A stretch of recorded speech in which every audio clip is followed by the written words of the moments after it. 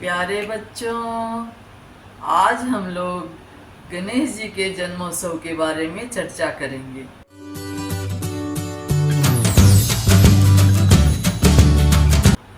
बच्चों, गणेश जी का जन्मदिन जो है उसे गणेश चतुर्थी के नाम से जाना जाता है। भाद्र पक्ष की शुक्ल पक्ष की चतुर्थी को गणेश जी का जन्मदिन मनाया जाता है। तो बच्चों, ऐसी एक दंत कथा है कि माता पार्वती ने उपटन के मैल से गणेश जी की मूर्ति बनाई और उसमें प्राण प्रतिष्ठा कर दी।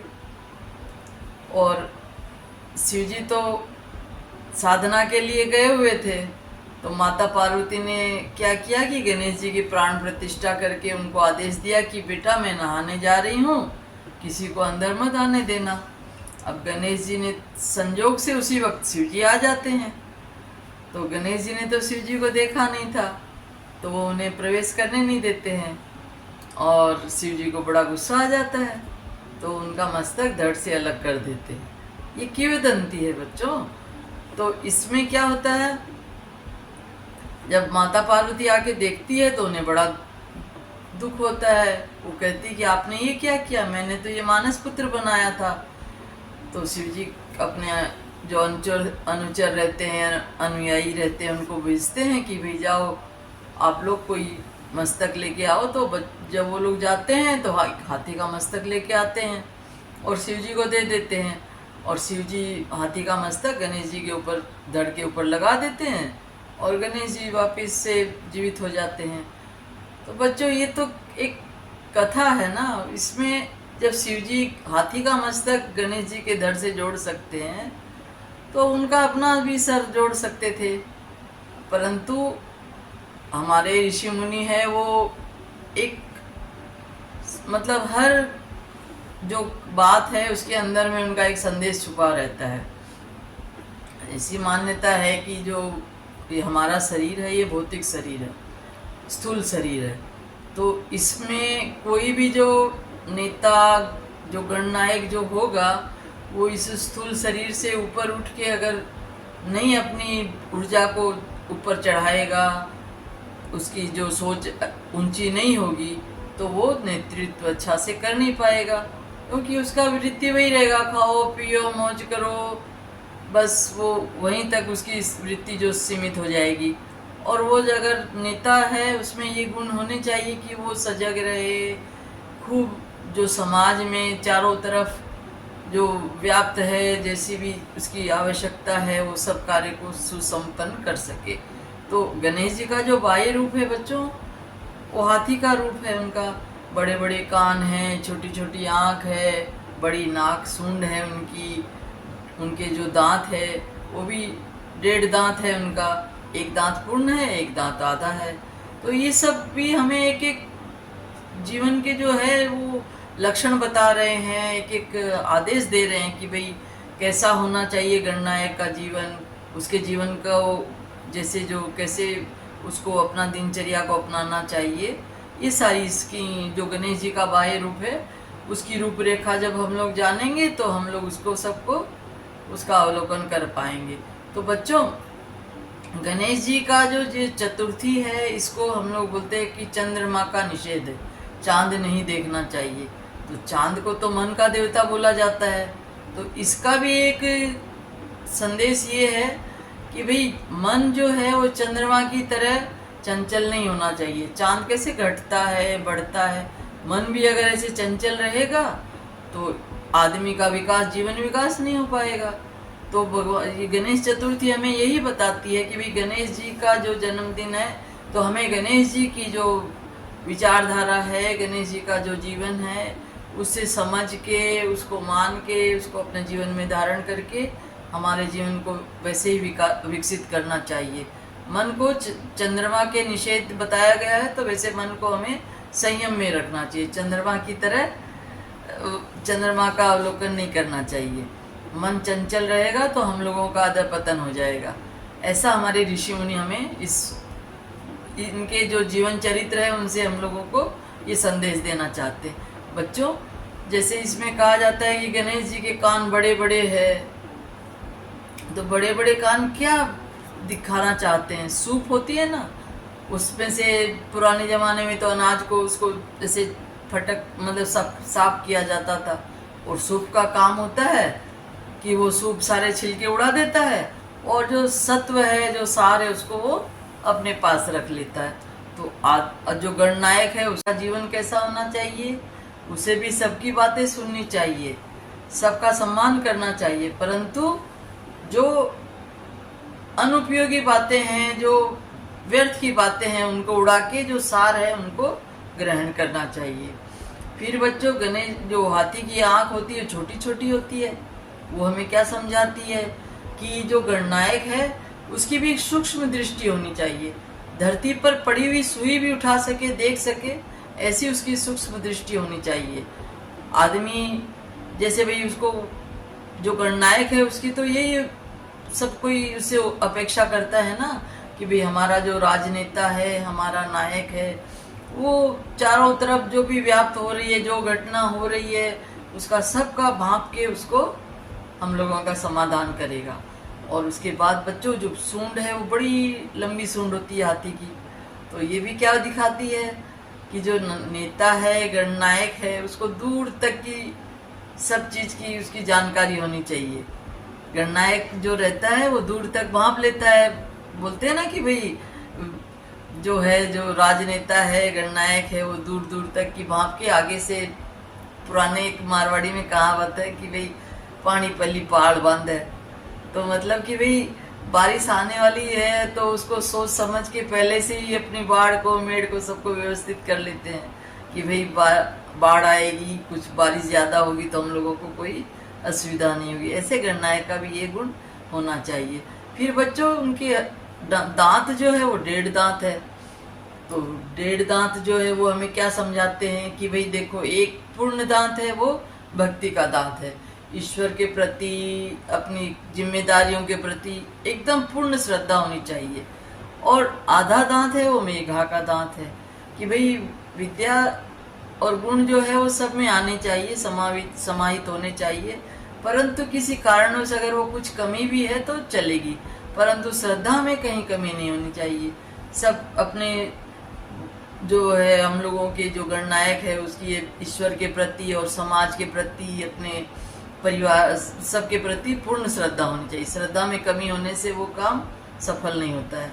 फिर जैसे हम लोग देखते हैं बच्चों कि गणेश जी जो है वो, उनका पेट बहुत बड़ा, सब तस्वीर में हम लोग देखते ना कि बड़ा पेट रहता है, तो बोलते बड़ा पेट जो है वो क्या दिखाता है, क्या सूचक है कि आदमी को सागर पेट होना चाहिए, गागर पेट नहीं होना चाहिए कि भी सबकी सुन लो, सबकी सुन के उसको एकदम सागर में जैसे रहस्य समाये हुए हैं, बहुत सारी बातें उसमें छुपी हुई है, रहस्य हम लोग जानते नहीं इसमें क्या क्या रत्न है, क्या क्या खनिज है, क्या क्या वनस्पतियां हैं, हम लोग कुछ नहीं जानते, कुछ नहीं दिखता है ऊपर से, परंतु उसमें सब कुछ संसार समाया हुआ है। ऐसे ही गणनायक का भी विचारधारा जो है वो होनी चाहिए कि भाई वो सबकी सुन ले और उसको जो करना है, जिसके लिए उपयोगी है, जो कुछ जरूरत है वो कर दे, और पर उसको उसका मतलब जैसे गागर तो छलकती है ना, तो छलकती है तो पानी गिर जाता है, तो अगर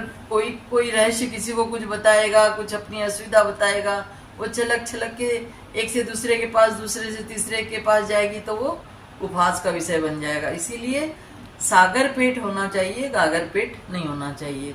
और गणेश जी का हम लोग देखते हुए पाँव बड़े छोटे छोटे होते हैं, तो बोले भाई छोटे छोटे पाँव क्या सूचक है, ये भी ये सूचन हम लोगों को देते हैं कि भाई देखो, जो गणनायक होता है वो अपनी बुद्धि से सबसे काम करवाता है, खुद उतना नहीं काम करता है, मतलब चलता फिरता कम है, वो बैठ के ऑर्डर दे के सारा अपनी गाइडेंस में सारा काम करा लेता है। तो जो गणेश जी है उनके छोटे छोटे पाँव यही हम लोगों को सूचन करते हैं। फिर बच्चों, गणेश जी की सवारी क्या है, चूहे की सवारी है। तो जैसे अब शिव जी का जो वाहन है वो नांदीश्वर है, विष्णु भगवान का वाहन है वो गरुड़ है, माता दुर्गा का जो वाहन है वो शेर है। तो ऐसे तो बड़े बड़े वाहन हैं, वो तो हर जगह हर घर में पहुंच नहीं पाते हैं। और चूहा है गणेश जी का वाहन, वो तो भाई उसको कितना ही रोको तो चुपचाप से कैसे भी करके अपना घरों में घुस जाता है, हर जगह पहुंच जाता है।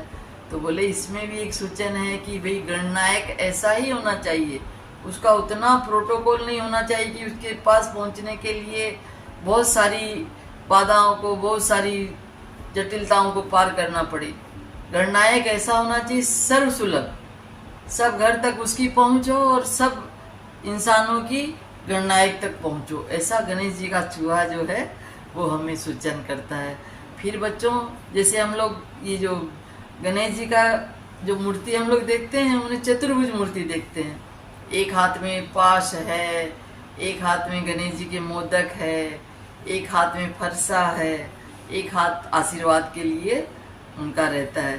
तो ये भी क्या सूचन करते हैं बच्चों, जैसे फरसा है वो हमें दिखाता है, दर्शाता है कि जो भी समाज की अव्यवस्था है, जो भी अवांछित तत्व है, अवांछित कोई भी समस्या है, तो उसे फरसे से हम लोग को काट सकते हैं।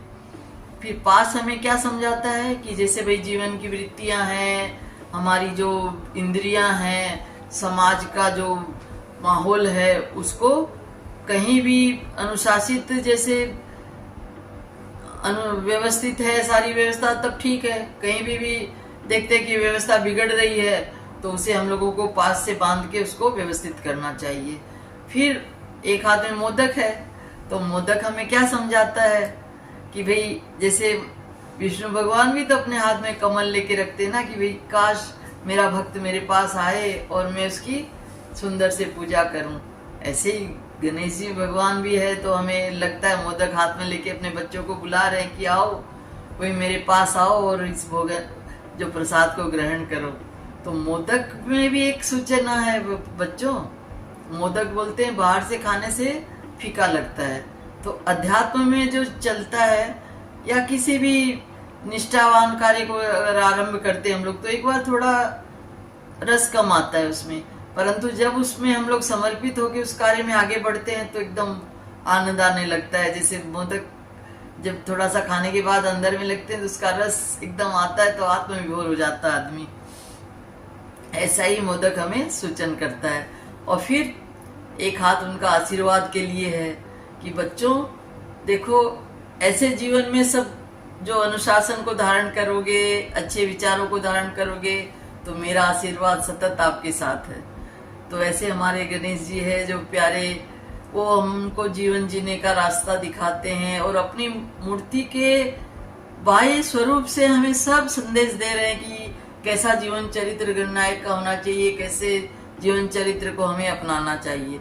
और बच्चों इसमें एक बात और भी है कि कोई भी माँ गणेश जी का जो बाह्य स्वरूप है वैसा स्वरूप अपने बेटे का नहीं चाहती है, परंतु उनकी जो गुण है वो रिद्धि सिद्धि के दाता है, विघ्न हरता है, बुद्धि विधाता है। हम लोग कितना उनका सम्मान करते हैं, कितना गुणगान करते हैं। तो ऋषि मुनियों ने गणेश जी को उतनी ही मतलब महानता दी है उनको। हर कार्य में अग्रिम पूजा गणेश जी की होती है। कोई विवाह का प्रसंग हो, कोई भवन की नींव की पूजा हो, कोई कथा हो, शादी विवाह हो, और तो और बच्चों मंदिर में भी प्रथम पूजन गणेश जी का ही विधान है कि भाई विघ्नहर्ता हर कार्य को निर्विघ्न संपन्न कराए। ऐसा हम लोगों का ऋषियों ने हमें एक ठो मतलब पथ दिखाया है। और कई बार होता है कि गणेश जी की मूर्ति नहीं होती है पास में, तो उसका भी विधान बताया है कि सुपारी के गणेश जी बना के, परंतु अगर पूजन हमें गणेश जी का ही करना है। ऐसा हमारे ऋषि मुनियों ने हमें संस्कार दिए हैं। तो बच्चों आदमी को हमेशा प्रयास करना चाहिए कि हम अपने जीवन में किसी कारणवश अगर बाह्य सुंदरता नहीं है तो कोई बात नहीं है, वो तो ईश्वर प्रदत्त है, परंतु हम अपने जीवन के जो गुण हैं उनको निखार के, अनुशासन को जीवन में धारण करके अपने जीवन चरित्र को हम लोग भी निखार सकते हैं और गणेश जी के पथ पे चल के हम लोग अपने जीवन का विकास कर सकते हैं और हम लोग भी अपने जीवन में धन्यता ला सकते हैं। बच्चों इस गणेश पूजा का जो हम लोग उत्सव मनाते हैं, ये हमें यही सूचन करता है कि इंसान को बाह्य रूप की तरफ कम ध्यान देके, और अगर वो भी जो है तो गणेश जी की मूर्ति में जैसे सारे संदेश छुपे हुए हैं उन सब सारे संदेशों को हम लोगों को अंगीकार करके अपने जीवन का विकास करना चाहिए। आशा करती हूँ ये सब आपको भी सुंदर लगा होगा, समझ में भी आया होगा। तो बच्चों, अपने जीवन में जरूर इन बातों को धारण करना, अपने जीवन का विकास करना, और ये पसंद आए तो इसे लाइक करना, सब्सक्राइब जरूर करना बच्चों।